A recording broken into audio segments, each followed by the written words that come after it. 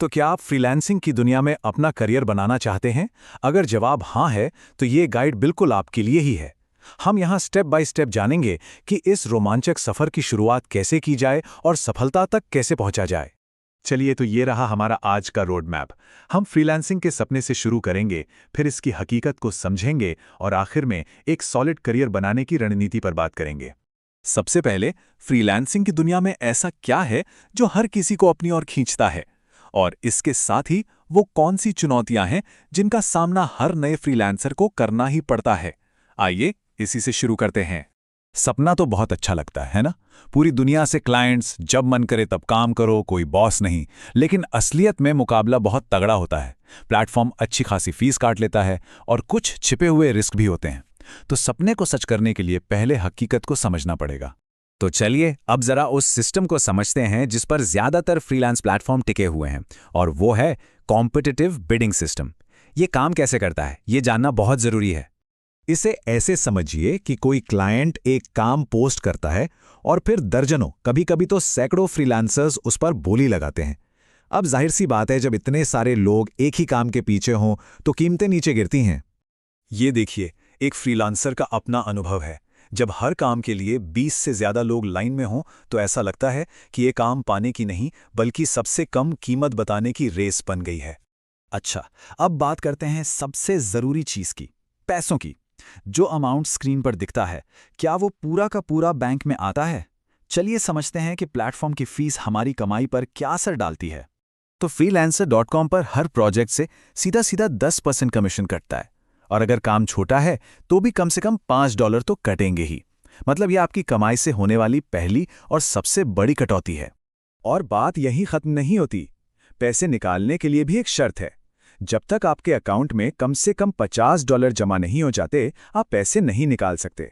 और हाँ, हर बार निकालने पर $1 की प्रोसेसिंग फीस अलग से लगती है। ये उदाहरण देखिए, बिल्कुल साफ हो जाएगा। अगर आपने $200 का काम किया तो 10% यानी $20 प्लेटफॉर्म ले लेगा। आपके हाथ में आए सिर्फ $180, और ये हिसाब समझना बहुत जरूरी है। अब अगर हम दूसरे प्लेटफॉर्म से इसकी तुलना करें तो कहानी थोड़ी अलग है।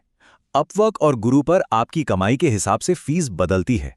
वहीं फाइवर तो हर काम पर सीधा 20% काटता है।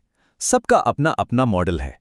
फीस के अलावा भी कुछ और खतरे हैं जो अचानक से आपके काम में रुकावट डाल सकते हैं।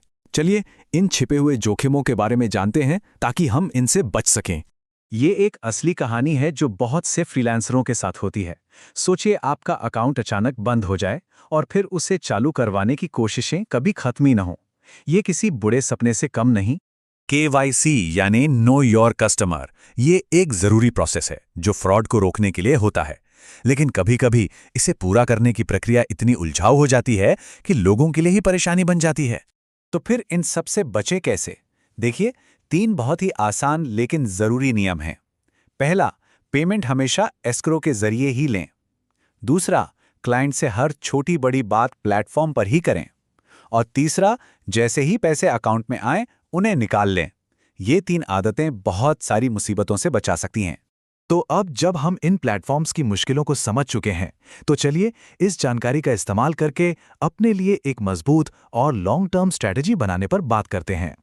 देखिए, कामयाब होने के लिए सिर्फ एक प्लेटफॉर्म पर निर्भर रहना ठीक नहीं है। हमें अलग अलग प्लेटफॉर्म्स ट्राई करने चाहिए, डायरेक्ट क्लाइंट्स ढूंढने चाहिए और हर क्लाइंट की हिस्ट्री जरूर चेक करनी चाहिए। सबसे जरूरी बात, प्लेटफॉर्म को सिर्फ एक शुरुआत समझें, अपनी आखिरी मंजिल नहीं। ये कहानी एक बेहतरीन मिसाल है। विक्रम सिंह परमार ने सिर्फ $20 के एक छोटे से काम से शुरुआत की और अपनी मेहनत और अच्छी सर्विस से उसे $22,000 के कॉन्ट्रैक्ट में बदल दिया। ये दिखाता है कि अगर रणनीति सही हो तो क्या कुछ मुमकिन है।